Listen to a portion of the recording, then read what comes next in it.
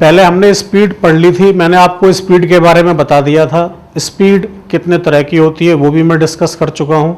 आज हम देख रहे हैं वेलोसिटी क्या होती है। आपने 9th में भी पहले ये पढ़ रखा है और हमने ये बताया था वेलोसिटी जो होती है वो होती है rate of change of position. Velocity का फॉर्मूला क्या होगा, वो होगा टोटल डिस्प्लेसमेंट अपॉन टाइम, और यूनिट क्या आ जाएगी, यूनिट आएगी मीटर पर सेकंड। तो ऐसा यूनिट होगी मीटर पर सेकंड। वेलोसिटी और स्पीड में जो डिफरेंस है वो डिफरेंस ये है कि वेलोसिटी कैसी क्वांटिटी है, velocity is a vector quantity.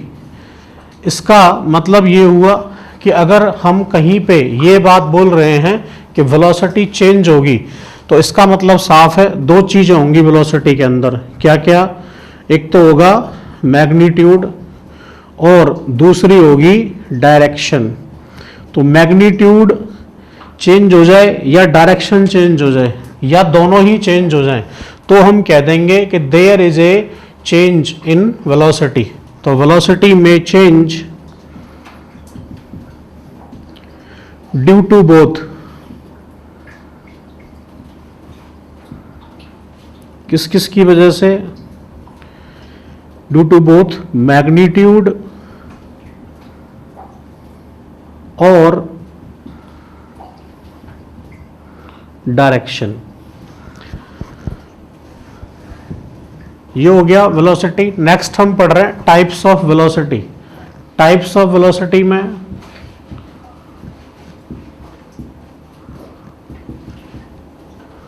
सबसे पहले हम पढ़ेंगे एवरेज वेलोसिटी। जैसे हमने पिछले लेक्चर में ये पढ़ा था कि एवरेज स्पीड क्या होती है, अब हम देख रहे हैं एवरेज वेलोसिटी क्या होगी।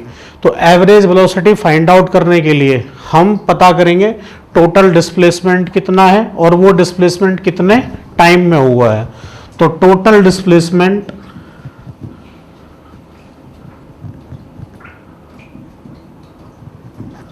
अपॉन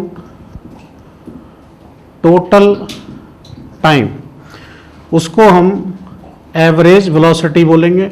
और क्योंकि वेलोसिटी वेक्टर क्वांटिटी है तो यहां हम क्या लगा देंगे, वेक्टर का सिंबल। तो ये आ जाएगा v एवरेज।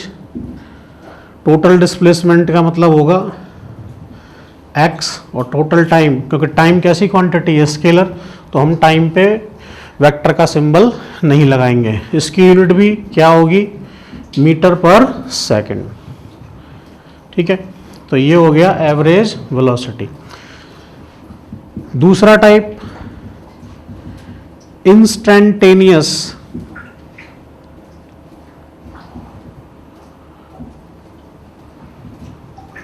इंस्टेंटेनियस वेलोसिटी, जैसे हमने कल स्पीड के बारे में पढ़ा था कि इंस्टेंटेनियस स्पीड क्या होती है। तो किसी भी इंस्टेंट पे जो स्पीड थी उसे हम इंस्टेंटेनियस स्पीड कह रहे थे। यहाँ पे क्या होगा, इंस्टेंटेनियस वेलोसिटी हो जाएगी। तो किसी भी इंस्टेंट पे जो वेलोसिटी है तो ये होगा delta x upon delta T. लेकिन इंस्टेंट के लिए निकालना है तो इसमें हम लिमिट लगा देंगे कि डेल्टा टी टेंड्स टू 0। तो ये हो जाएगा delta x by delta T. यहां से इसको हम लिख सकते हैं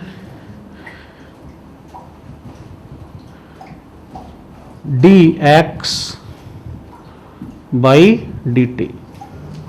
तो ये आएगा इंस्टेंटेनियस वेलोसिटी। तो ये आपको समझ में आ गया होगा। इसी में जैसे हमने यूनिफॉर्म की भी बात की थी, नॉन यूनिफॉर्म की बात की थी, तो पहले आप इसको नोट कर लो, फिर उसके बाद हम यूनिफॉर्म और नॉन यूनिफॉर्म डिस्कस करते हैं। नेक्स्ट हम डिस्कस कर रहे हैं यूनिफॉर्म मोशन।